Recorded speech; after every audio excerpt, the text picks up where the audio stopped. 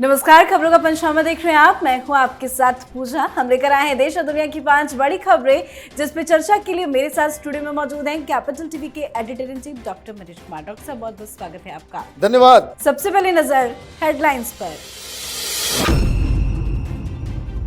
संसद में सुरक्षा चूक पर पीएम मोदी की मंत्रियों के साथ बड़ी बैठक, उच्च स्तरीय जांच शुरू। आरोपियों के खिलाफ यूएपीए के तहत केस दर्ज। 8 सुरक्षा कर्मियों पर भी गिरी गाज। सुरक्षा चूक मामले में संसद में जोरदार हंगामा। लोकसभा से 14, राज्यसभा से 1 सांसद सस्पेंड। संसद की कार्रवाई में बाधा डालने के आरोप में एक्शन। काशी के बाद अब मथुरा की बारी। मथुरा में शाही ईदगाह मस्जिद का भी होगा एएसआई सर्वे। हाईकोर्ट ने सुनाया बड़ा फैसला। हिंदू पक्ष की बड़ी जीत, मुस्लिम पक्ष को झटका। सत्ता संभालते ही एक्शन में आई मोहन सरकार। सीएम बनते ही मोहन यादव ने लिए बड़े फैसले। लाउडस्पीकर बैन, खुले में मांस बिक्री पर पाबंदी, विरोधियों में खलबली। वाराणसी में नीतीश कुमार की रैली पर लगा ग्रहण। 24 दिसंबर को बनारस में होने वाली नीतीश कुमार की रैली स्थगित। अगली तारीख का ऐलान बाद में। खबरों की शुरुआत में सबसे पहले बात संसद की सुरक्षा में बड़ी चूक की। लोकसभा सचिवालय ने सुरक्षा में चूक को लेकर 8 सुरक्षा कर्मियों को सस्पेंड कर दिया है। इस बीच गिरफ्तार किए गए आरोपियों पर यूएपीए के तहत केस दर्ज किया गया। छठे आरोपी और संसद कांड का मास्टरमाइंड बताया जा रहा ललित झा अभी भी फरार है। उसकी तलाश में छापेमारी चल रही है। इस पूरे मामले को लेकर पीएम मोदी भी एक्शन में है। आज सुबह पीएम मोदी ने सुरक्षा उल्लंघन पर चर्चा के लिए बड़े मंत्रियों के साथ बैठक की, सख्त एक्शन की बात कही। इस बीच सरकार ने संभावित खामियों की जांच के लिए एक पैनल का भी गठन किया है। क्या कुछ पीएम मोदी ने संदेश दिया है? देखिए, पीएम मोदी का संदेश बिल्कुल साफ है। किसी को बख्शा नहीं जाएगा, जांच भी होगी, एक्शन भी लिया जाएगा। लेकिन इससे विपक्ष बड़ा परेशान है, क्योंकि उनके अपने लोग पकड़े गए हैं। ये जो 6 लोगों का नाम सामने आया है, जिसमें 5 गिरफ्तार कर लिए गए हैं, 1 फरार है, इन सब के रिश्ते ये इंडी गठबंधन से कहीं ना कहीं जुड़ते हुए नजर आ रहे हैं। किसान आंदोलन से जुड़ा हुआ कोई है, तो कोई कांग्रेस पार्टी से जुड़ा हुआ है, तो कोई कांग्रेस पार्टी के लिए वोट मांग रहा है। ये तो बड़ी साजिश का हिस्सा नजर आ रहा है। उधर पन्नू ने 10 लाख रुपए तमाम आरोपियों को देने का ऐलान कर दिया। भाई, ये क्या हो रहा है? और इसलिए ये सिर्फ 6 नहीं, इनको भेजने वाले, इनका प्लान करने वाले, इनको फंड करने वाले और इनके साथ जुड़े हुआ जो पूरा जो चंडाल चौकड़ी है, चाहे उसमें वरिष्ठ नेता हो, कोई सोशल वर्कर हो, कोई एनजीओ हो, किसान संगठन हो या कोई भी हो, किसी को भी बख्शा नहीं जाएगा और न बख्शना चाहिए। जी, तो दिल्ली पुलिस की स्पेशल सेल अपना काम कर रही है। जल्द पूरी साजिश का खुलासा हो जाएगा। पर आज सुरक्षा चूक मामले को लेकर संसद में जोरदार हंगामा देखने को मिला। विपक्षी सांसद गृह मंत्री अमित शाह के बयान और आरोपियों के पास जारी करने वाले बीजेपी सांसद के खिलाफ एक्शन की मांग कर रहे हैं। जोर जोर से नारेबाजी कर रहे थे, जिसको लेकर आज बड़ा एक्शन लिया गया। हंगामा करने और चेयर का अपमान करने के आरोप में विपक्ष के 15 सांसदों को सस्पेंड किया गया। संसद के जिन 15 सांसदों को सस्पेंड किया गया है, उनमें से 9 कांग्रेस, 2 सीपीएम, 2 डीएमके और 1 सीपीआई पार्टी से जुड़े हैं। क्यों ये विपक्ष के सभी सांसद चुप नहीं बैठ रहे हैं? देखिए, ये डायवर्जन करना चाह रहे हैं, पूरे चीजों को दूसरी ओर लेके जाना चाहते हैं कि आपने एक हंगामा करवा दिया, इनको समझ में आ गया कि ये लोग पकड़े जाएंगे, कांग्रेस का नाम आएगा, इंडी गठबंधन का नाम आएगा। वो जो नीलम है, वो तो हर जगह ये कम्युनिस्ट पार्टी के झंडे के नीचे भाषण देते हुए नजर आ रही है। वीडियो तो झूठ नहीं बोल रहे हुए, उसके फेसबुक, उसके इंस्टाग्राम से ही निकाले गए हैं। तो आप क्या करेंगे कि इस बवाल में, इस पचड़े में फंसने से ज्यादा बेहतर है कि न्यूज ऐसा बनाया जाए कि जिसको ज्यादा अहमियत मिले। तो आप जिद पे अड़ गए कि गृह मंत्री इस्तीफा दे। गृह मंत्री की इस्तीफा मांग रहे हैं ये लोग और आपने हंगामा शुरू कर दिया। जो एक्शन लिया गया बिल्कुल सही लिया गया है। कम से कम ऐसे मौके पे उस जो दो लड़के नीचे कूदे, इन दोनों के हाथ में कोई हथियार होता, 4-5 सांसदों के ऊपर ये चाकू छुरी चला दिए होते, तब क्या ये यही बात कर रहे होते?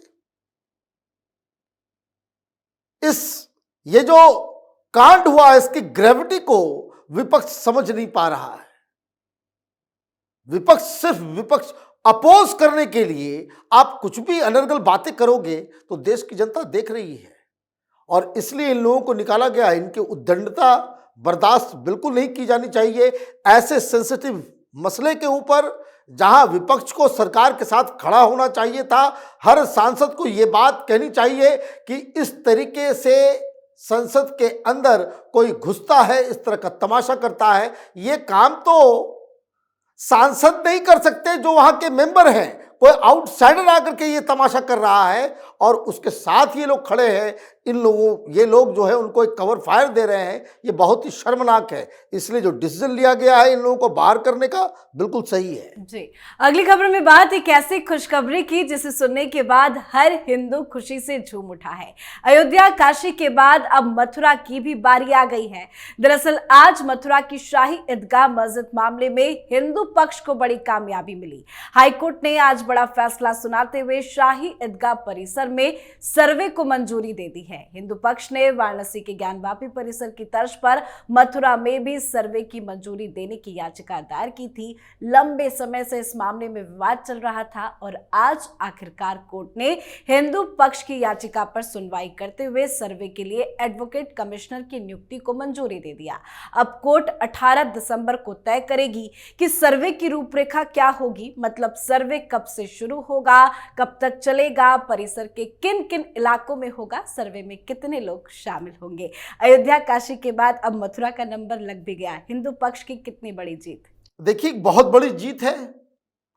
ये जो 3 विवादित स्थल हैं, मथुरा, काशी और अयोध्या, उसमें सबसे डिफिकल्ट जो था, जिसे साबित करना सबसे डिफिकल्ट था, वो मसला है अयोध्या का।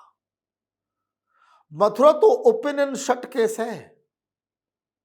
इसमें तो औरंगजेब का फरमान है कि वहां जो स्थित विशाल मंदिर है उसको तोड़ के वहां पे मस्जिद बनाओ। मंदिर के जो अवशेष मिले उसे उस बिल्डिंग में इस्तेमाल किया गया है, सीढ़ियों पर रख दिया गया है। और जो वहां पे मस्जिद बनी हुई है वो ठीक जो हिंदू गाथाओं के मुताबिक जहां श्री कृष्ण का जन्म हुआ था, वो कारागार, वो जगह ठीक मुख्य गुंबद के नीचे है। दिक्कत क्या है कि ये जमीन वक्फ की है या मुस्लिम पक्ष की है, इसको साबित करने के लिए मुस्लिम पक्ष के पास कोई दस्तावेज नहीं है।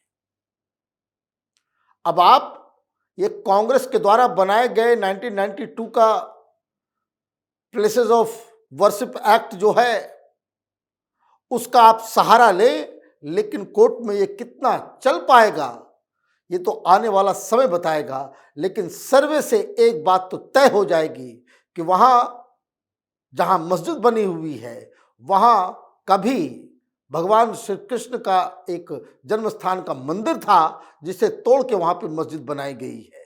तो ये एक बहुत बड़ा फैसला, ऐतिहासिक दिन और हिंदुओं के लिए खुशी मनाने का दिन। बिल्कुल। अगली खबर में बात सत्ता संभालते ही एक्शन मोड में आई मोहन सरकार की।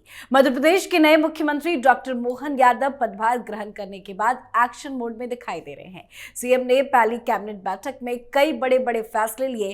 पहला फैसला धार्मिक और सार्वजनिक स्थानों पर लाउडस्पीकर के अवैध इस्तेमाल पर बैन लगाने का है। दूसरा निर्णय यह है कि खुले में मांस की बिक्री पर पाबंदी लगाने संबंधी निर्देश जारी किए गए। इसके अलावा आदतन अपराधी की जमानत निरस्त करने की बात भी कही गई है। साथ ही मध्य प्रदेश सरकार ने कहा है कि वो राम मंदिर जाने वालों का स्वागत करेगी। 24 घंटे के भीतर इतने बड़े बड़े एक्शन प्लान तैयार कर लिए। मैं तो देख रहा था आज तो बुलडोजर चलना शुरू हो गया। बुलडोजर की तस्वीरें आने शुरू हो गई। अच्छा है, अच्छी शुरुआत है।